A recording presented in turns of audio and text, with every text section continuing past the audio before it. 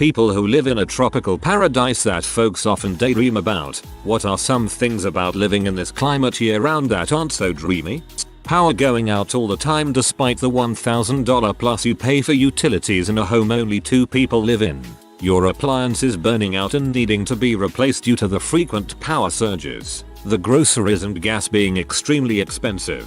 Just the general high cost of living.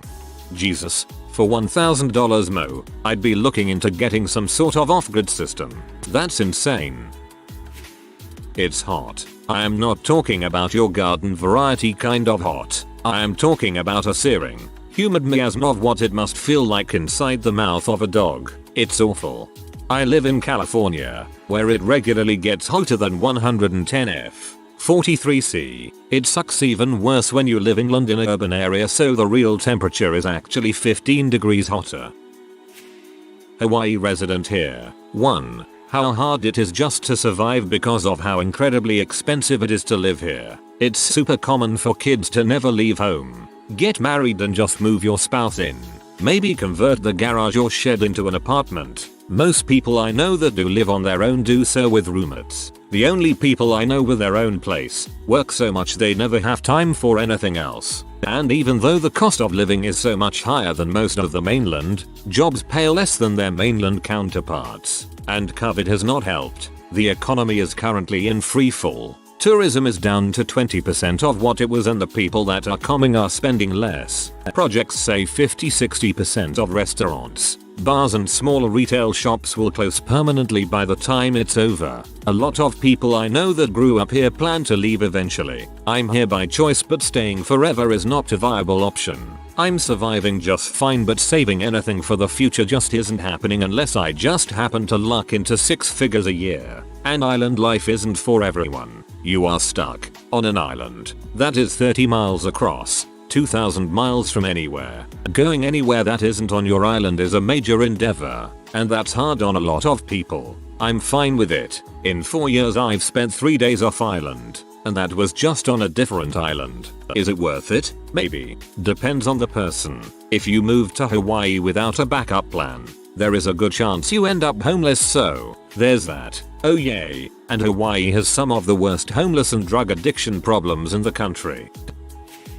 Ex-Hawaiian, the Big Island. Here, windward, rainy, side fun, LFAs, little fire ants. These are not the fire ants you see in the mainland. They are invasive little gold suckers that nest in trees and fall out and land on you and begin their incredible painful bites. Will also partially blind your pets by biting them in the eyes. Rats? You live in a jungle, you got rats. Even if you can keep them out of your house, they love to gnaw on your car's electrical wiring and pee and crap on everything. Rat lungworm disease. You don't want to know. Termites. Swarms a couple times a year. Will emerge in your house at night, drop their wings, and become frisky little worms. False blister bugs. Insanely attracted to light, will find a way in your house at night and fly up to the ceiling lighting fixtures, then clumsily drop onto you at random. Don't swat them. That's when the blister part happens. Coqui frogs. Chirp coqui all night. Cute in their native Puerto Rico. Deafening as an invasive species in a tropical jungle, where upwards of 10,000 per acre will screech for sex partners. You have to turn your TV's volume up at night. You can hear them driving down the highway if your windows are down. Dengue fever. Usually not fatal. Jungle rot. Any exposed wood will not withstand 150 inches year of rain and humidity. Water seal is ineffective. Paint constantly or replace your deck stairs every few years. Plus, the usual. Cockroaches, mosquitoes, sea fever, dengue, humidity, and hurricanes. All that said, we would still be happily living there if we lived on the leeward, dry side, which is very few of these issues. But we couldn't really afford it there. Houses start at around $700k. I have a soft spot for Hilo, and I think I'm the only person I know that actually likes the frogs. My friend just moved back from the Virgin Islands. Everything has to be imported, so goods are expensive. The infrastructure is poor. For wealthy people it's fine, but some real issues for everyone else. Some areas don't have a high school and you have to commute for hours to a different island. There can be some hostility between locals non-locals. And then there's hurricane season. I was there once. It's Iraq. They live on Iraq. Nice breeze though. I used to live in a place like that. I worked on a farm, so I was outside in the sun for 40 hours a week. The last thing I wanted to do with my roommates after work or on weekends was go to the beach. I talked to my boss about it and he said he hadn't been to the beach in 10 years, on an island where you're never 2 miles from the water. The cost of living is insanely high due to limited space, a lot of homes being bought as vacation homes, and everything needing to be imported. Traffic's FKN awful because it's a small island with a moderate population but tons of tourists. The pandemic has done wonderful things for traffic but decimated our economy. Salt air from the ocean makes any metal rust incredibly quickly, so if you scratch your car you have to get it fixed right away. The chain on our garage door opener also has to be replaced more often than usual. And, yeah, lots of bugs. ETA. Homelessness. So many are homeless. Partially because of cost of living and partially because people will literally choose to fly here from the mainland and live on the streets because it's easier and marginally safer to be homeless here than elsewhere. You are in a constant state of being between damp from sweat and wet from rain. It's uncomfortable, and you cannot get away from it unless you are showering, swimming, or are wealthy enough to afford powerful aircon. You are tired all the time because you can't sleep. Your clothes are always stained and literally rot off you from being constantly saturated in acids that are contained in your sweat. How's that for a start? I lived on a tourist hotspot island in the Indian Ocean for several years. Here are the things you don't see until you live there. Bugs, like huge poisonous ones that appear in your bed sheets and shoes. Careful hanging washing out because a 15 cm centipede is lurking in the basket. Very high cost of living as few options available. Even getting a new phone can be such a mere just because options are limited and prices are sickening. Hidden poverty. Detour from the main routes and you'll see poverty you never imagined outside of a UNICEF ad. You have to deal with tourists in your day-to-day life. Their dangerous driving. Their arrogance while you try to go about your daily life. Like trying to barter over the price of milk at the goddamn supermarket. Racism. I get that this exists everywhere, but many of these small tourist islands were built off slave labor and that culture hasn't been addressed like it has in many Western countries. It often is still seen as totally acceptable to treat certain ethnicities like crap, underpay them and deliberately give employment opportunities only to people of your own ethnicity. As someone from a developed Western country, it can be horrifyingly blatant to witness. But it's their way of life and it's not my place to ride in on my high horse and tell them that's not how things should be done anymore. Healthcare. There's something uncomfortable about being led to the front of the queue for treatment because you have white skin and the hospitals are terrified of a Westerner making claims of any mistreatment or poor practice. I also noticed doctors obscenely overprescribed antibiotics and pain relief, presumably out of fear of being accused of giving subpar treatment. I also noticed doctors obscenely overprescribed antibiotics and pain relief, presumably out of fear of being accused of giving subpar treatment. Overprescribing antibiotics is exactly what's causing them to be less and less effective. WTF. The mold. Things you haven't used in a while would get moldy just sitting in the cupboard. In the summertime, once you turned your AC on, you couldn't turn it off again until summer was over because it would rain inside your house.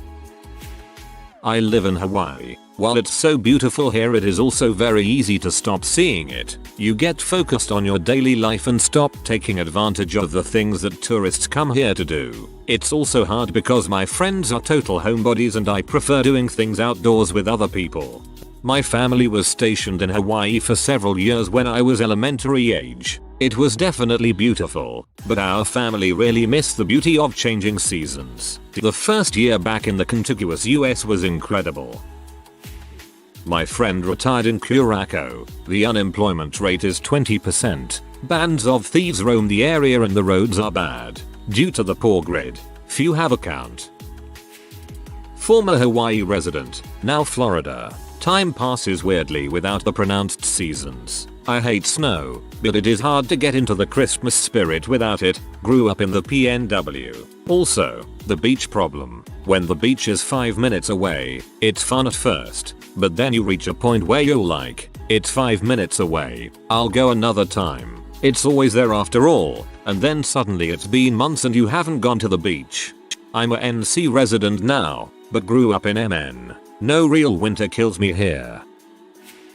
Not from there, but I have a friend that lived a huge part of her life in the Seychelles, and she told me that a friend of her died from a shark attack. So, even though she loves sharks, she told me that it is highly irresponsible for surfers to go past the coral reef since sharks are really common and dangerous. On land, you find large wasps and cockroaches and a lot of mosquitoes.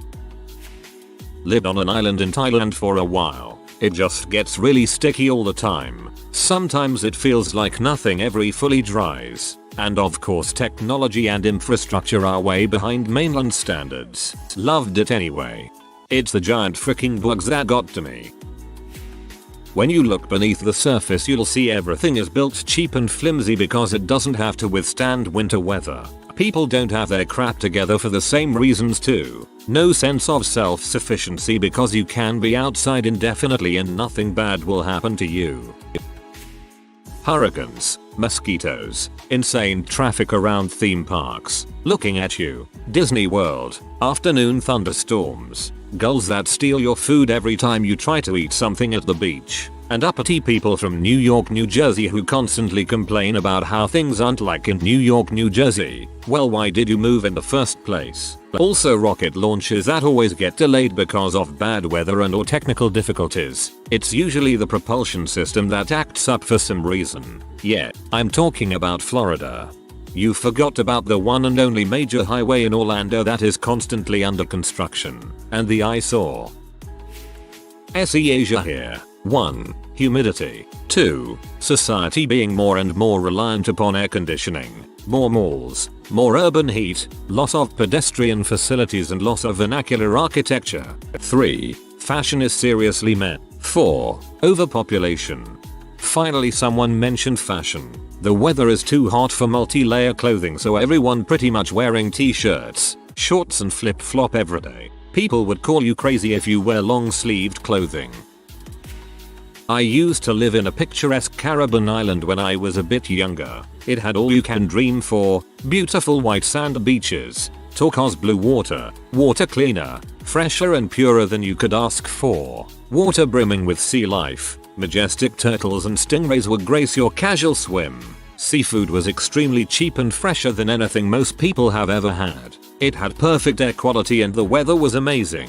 However, growing up there didn't provide you with a drive to want to do anything in life. The island was owned the UK, so it always had external money protecting the economy. Only after leaving did I realize how cock-owned people were from reality and the harshness of life. You become so lazy and relaxed that it took me a long while to get adjusted to city life. The island had one school and it was pretty crappy. Teachers didn't really care and students were eventually gonna become a bartender or a fisherman or some pretty basic occupation, so why worry about algebra class? TLDR. Living on that island was dreamy, but you develop an extremely lazy and relaxed outlook on life. Nothing is ever worth aspiring for because life is pretty good now.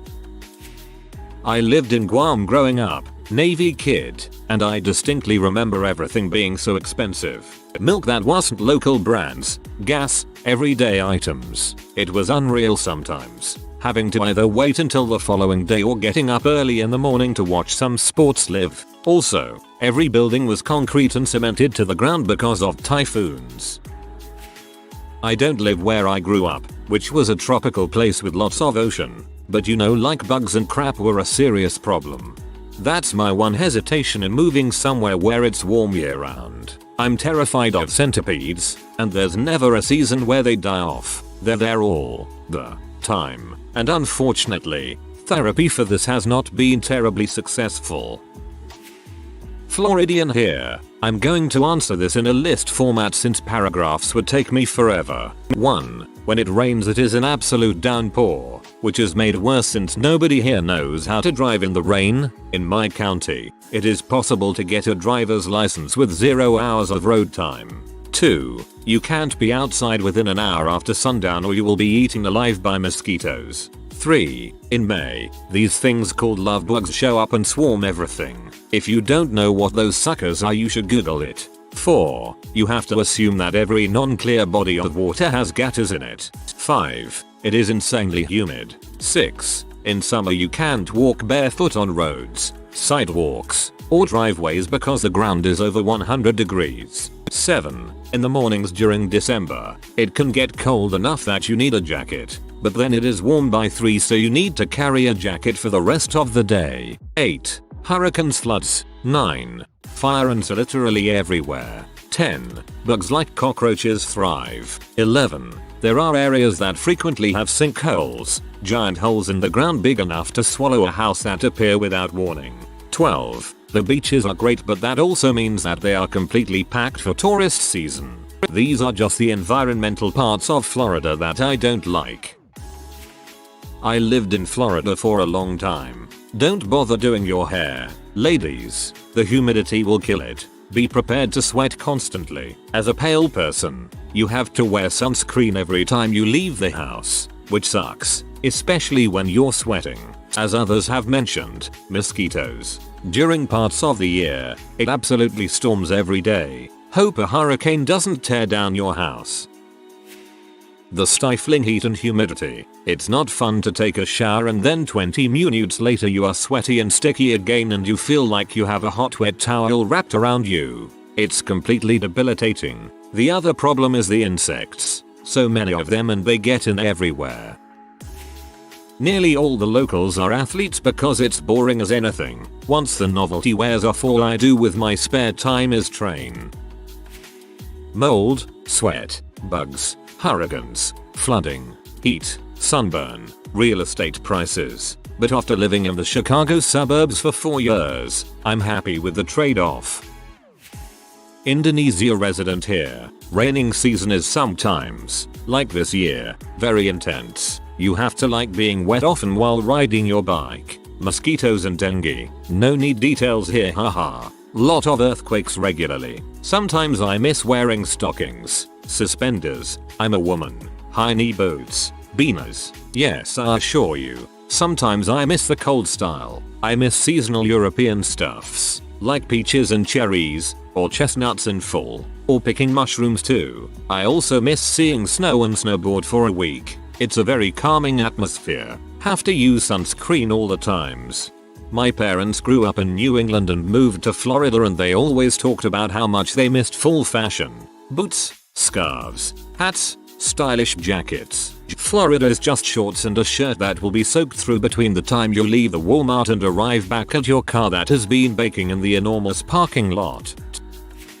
In my country of street kids, a Caribbean island, it's common to hear most PPL complain about how hot the place is. Most persons from the bigger countries US, UK, etc. say it's warm and nice but they're only here for a while. Residents will say it's blazing almost every day. Ever since climate change though it's chilly a bit but the usual heat wave comes in most mornings. Also, since we are small, we don't have much to offer in terms of variety in food, clothing, etc. It's all the same with a little twist but nonetheless the same. Oh, also don't expect big brands down here as well. Forgot to mention, we have a tourism-based economy which is bad for how the pandemic hit us. Most persons I know who work in tourism either are unemployed, have reduced pay significantly, or are living off of a stimulus check.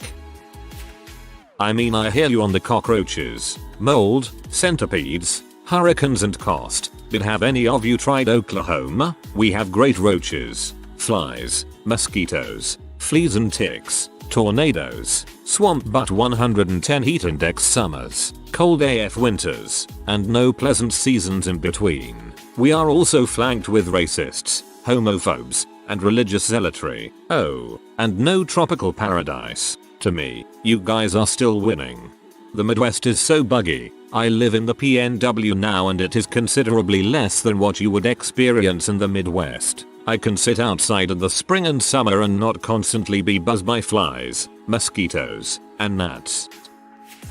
I remember moving to North Carolina from upstate New York. What a change. NC isn't even technically tropical but I lived in the tropical zone. Wilmington. Holy freaking crap. In the spring. The spring. Dang it. I was greeted with 85+ F warmth in the morning. This is 8 AM. Stepping out my door. Bam. 100% humidity. 85 F. This was April. After a while, I got to appreciate it more, but it was one heck of an adjustment. Now I miss it. LOL. Everyone thinks you can't possibly have any problems because you live here. Power outages, mosquitoes, terrible or non-existent healthcare, expensive basic supplies because they're all imported, very few opportunities. The list goes on. I don't, but I was on 2-week vacation and my passport pages got all wavy from the humidity. Thought it would be ruined, but it's okay. Bugs, snakes, spiders, mold, rot, that always damp feeling, walking on scalding hot pavement, dealing with people who barely have a grade 6 education all week every week both above and below you in the power chain, the extreme superstition of island people, apples are $6 each, pizza is disgusting, slow grinding bureaucracy and corruption, crime, drugs, criminals, poverty, scary medical system. Still some of the best years of my life and I miss it dearly. That tiny list is up against a wall of good things.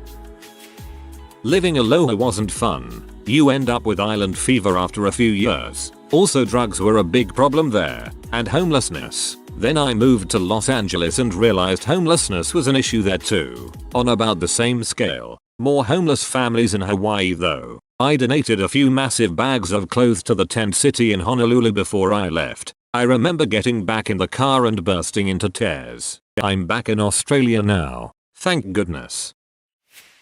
Malaria. I lived in Papua New Guinea as a kid. Mum and dad made sure I took the anti-malaria medication religiously every day of the 4 years I lived there and still got it 4 times. I managed to get the annoying variant that has relapses. I'm 33 now. Last time I had malaria I was about 11 and I still get relapses. Better off than my dad though. He got cerebral malaria and ended up having to be flown out on a life flight to Australia because it nearly killed him.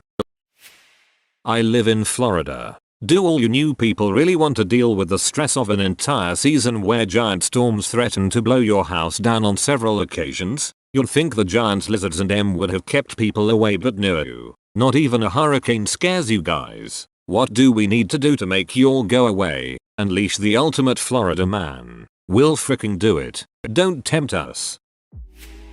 Mosquitoes. High possibility of a hurricane destroying your home city every June-October. Mosquitoes. High humidity 247. 365. Giant snakes. It usually rains at some point every day. And mosquitoes. Mosquitoes. Dengue fever. Lack of seasons really bother me. I miss actual weather and seasons. It can regularly be too hot or humid to enjoy going outside. Sandflies are brutal. The beaches can be quite dirty. Monsoon season can result in some flooding or power outages. Certain neighboring countries have an annual accidental jungle fires to burn it back from roads and populated areas, causing a smog that clouds surrounding nations. Between the bugs, insects, monkeys, dust and humidity, it can be quite difficult to enjoy the climate when in or on the edge of a jungle. I've never been to a tropical island, but I figure what I have lived in is similar enough. I mean, the people who don't dream of living on a tropical island usually dream of living in the countryside. It sucks, it's boring, everything stinks of crap, and let me tell you, even though the air is better and clearer, if you have spent your life in a city sucking up car fumes for years, you will spend the first good while living in the countryside unable to breathe right, probably breaking out into rashes and hay fever, just because you are so used to smog-filled lungfuls of air, and everything is so goddamn stuck in a previous era and full of family-owned shops that, while quaint, are pricey as frick, as well as fiercely territorial. The place I used to live, the nearest town had no big name stores, because literally the town would protest against it. This is despite the town being a port town, and up until recently they still had coal burning heating systems in their houses. If you wanted a shower or a bath or anything that required warm water, you had 2 options. Start the coal fire, in summer this was heck, or turn on the expensive water heater system. So, boil to death or cripple your finances. This is a weird one, but I lived in the tropics for a few years and it was harder to keep track of when things happened. You'd be surprised how much of our memory we attach to the seasons. Imagine white sand beaches, crystal blue waters, palm trees, your favorite music and your drink of choice. Now imagine a sudden windstorm followed by torrential rains, huge waves, seagulls flying in your space and sand blowing into your eyes. And lastly, imagine pretty blue skies and beautiful sunshine a minute after that. Except now your drink is gone and your stuff is across the beach. Welcome to Miami Beach. I just left Boracay, Philippines a few hours ago. Often voted a top 5 island beach in the world. Been there for a year and 3 months. It was long enough to realize that no matter where you go in the world, people suck dong and you can't escape their bulls. No matter what you do. Also, people with perfect happy lives don't escape go to tropical islands to live. They are all running away from something. I plan to move to a less populated touristy island after a year or so in Manila. Reading all those complaints here, I'm beginning to have second thoughts of returning to Hawaii to live out the rest of my life. I was born and bred there and left some years ago to accept a great job offer in the East Coast and have been here this past 50+ years. But I've been wanting to go back to Hawaii as I do miss the place. I've made infrequent visits in the past but haven't done so for 15 years or so now. Well, heck with it. I was born there and I want to spend my last days there, so return I shall. Really not much, but miss those real cold, rainy days that make one have to stay inside the house apartment all day and night long, and so have an excuse to just do nothing at all. It rains all the hecking time. Whitsundays Australia. But not just slight drizzles like flood-worthy and the heat gets old very quickly. No one is out in bikinis sunbaking. We stay in the aircon and hide from it.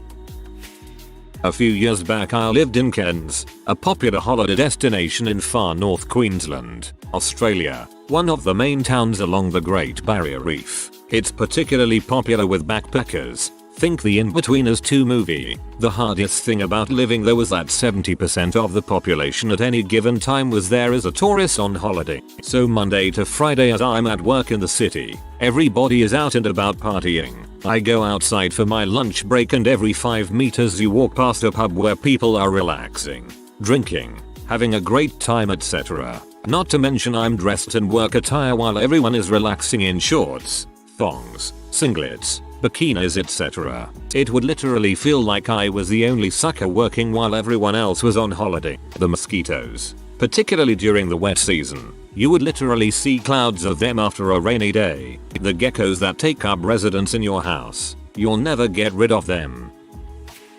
If you are new to the channel, you can subscribe. I publish new videos every day. Until then, check another video.